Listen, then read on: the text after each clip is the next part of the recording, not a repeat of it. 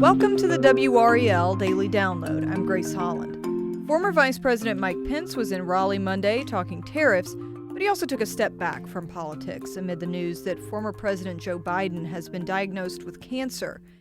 And Pence spoke one-on-one with WRAL Shaun Gallagher after the event. Shaun joins me now. Shaun, thanks for being here.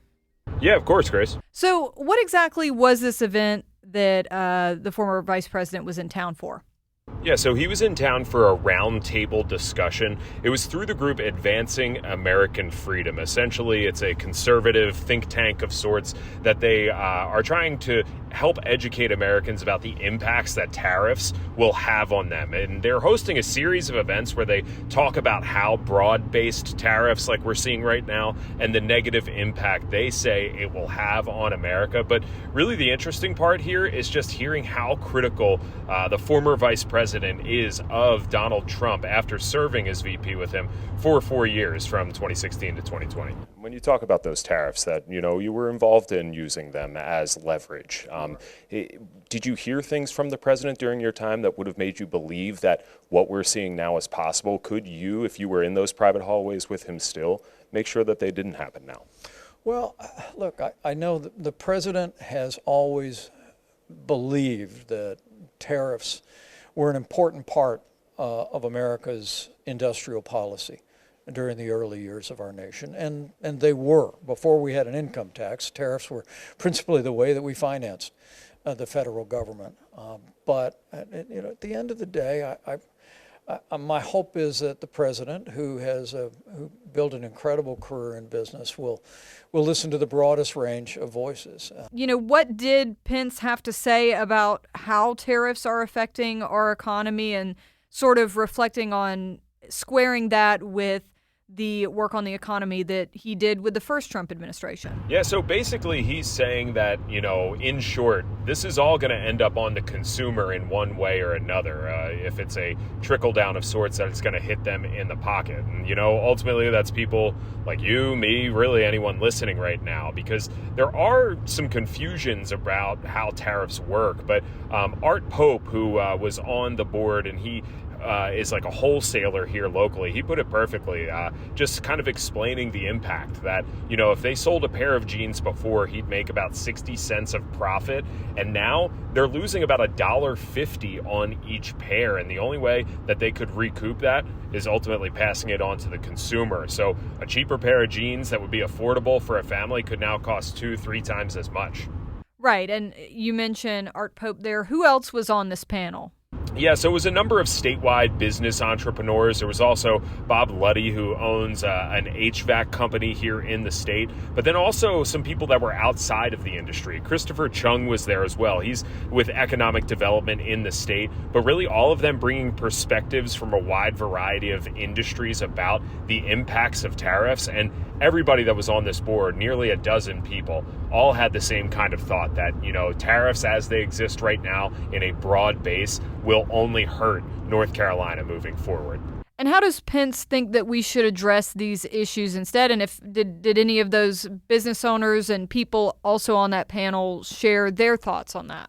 Yeah, ultimately, Pence was saying that he wants to see this as more direct. He was very adamant that we do need to be strong on countries like China, that we need to kind of hold their feet to the fire, if you will. But with regard to free nations around the world, we ought to use the threat of tariffs as leverage to open markets, and then at the same time make those Trump-Pence tax cuts permanent, cut red tape like we heard about today, make energy low cost, and North Carolina and America will prosper. Just to make sure that, they aren't trying to take advantage of us, that we aren't losing to them in the grand scheme of things. But with people who are traditional partners with us, Pence and everybody on the board feels that, we need to kind of eliminate the idea of a broad-based tariff, that, countries like Canada or anybody in the UK, that we should not be hitting them with tariffs the same way as we should with these other countries that are kind of a bigger competitor for us. And it's really something that Pence called on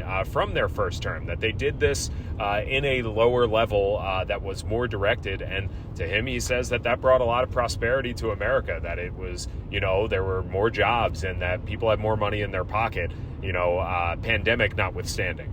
Right. And of course, Pence still a Republican. I don't know what the political leanings of the other people on the panel were, but obviously this is very different to what Trump now as the head of the Republican Party is going for economically with these tariffs.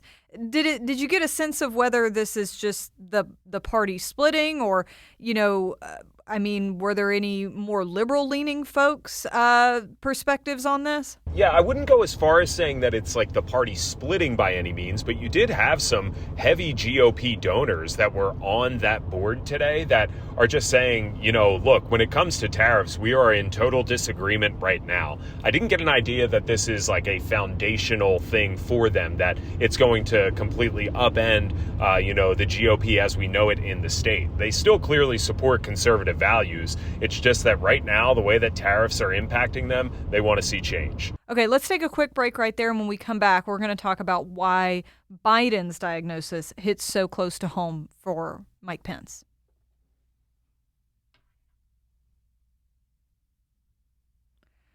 Welcome back. We learned on Sunday that former President Joe Biden was diagnosed with an aggressive form of prostate cancer.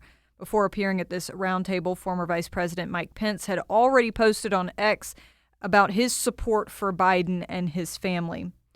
Shaun, how did that big news, sort of the big political headline of the day, affect this event on Monday morning? Well, when you go to an event where you're going to be talking about the economy, inevitably you think that, Mike Pence is going to take shots at the Biden administration for their handling of the last 4 years. And he did take time to acknowledge, Biden's faults later on in the program, but he started off the day by, having a clear difference between how he feels about, this diagnosis of his adversary and, differentiating that from, partisan politics, putting that aside in favor of just, prayer and well wishes for the Biden family. What did Pence say when you had your conversation with him about this diagnosis? It really does hit home for him. I lost a sister-in-law to colon cancer some 15 years ago, and I know what advanced cancer means to a family, and so I wanted to assure Joe and Jill and their entire family of our prayers for his treatment and a full recovery.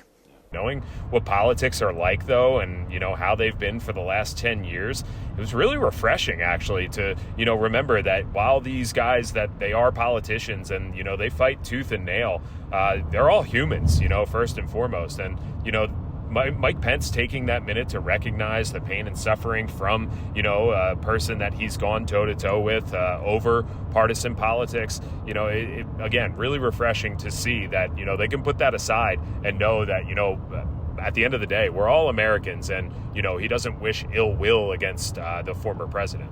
And what do we know about Biden's prognosis at this point? Yeah, it's not good. Stage 4, very serious, advanced, aggressive.